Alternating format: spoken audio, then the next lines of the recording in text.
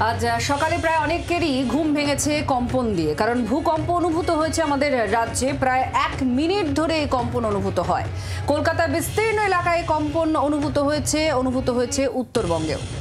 জলপাইগুড়ির একাধিক এলাকা, পাশাপাশি শিলিগুড়ি, এরকম বিভিন্ন জায়গায় উত্তরবঙ্গের বিস্তীর্ণ জায়গাতে ভূমিকম্প অনুভূত হয়েছে।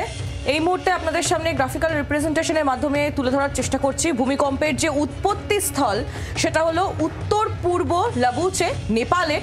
এইখানেই হচ্ছে উৎপত্তি হয় এই ভূমিকম্পের, যার প্রভাব কতটা এলাকা জুড়ে পড়েছে দেখুন। তার কারণ হচ্ছে তীব্রতা 7.1, 7.1 হচ্ছে কম্পনের মাত্রা। আর মাত্রা যখনই আমরা দেখেছি বেশি হয়, সেই তার প্রভাবটা অনেকটা ছড়িয়ে পড়ে। বিহারের একদম উত্তর ভাগে বেশ ভালো মতো কম্পন অনুভূত হয়েছে, যেটা আমাদের শহর কলকাতায় আমরা বুঝতে পেরেছি, অনেকেই বুঝতে পেরেছি যে তখন ভূমিকম্প হচ্ছে।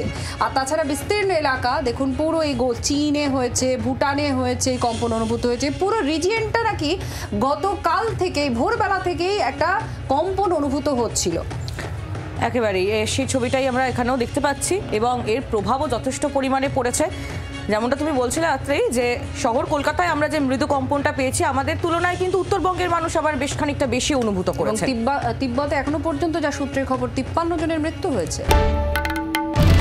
বাংলার আওয়াজ, বাঙালির আবেগ, জি 24 ঘন্টা।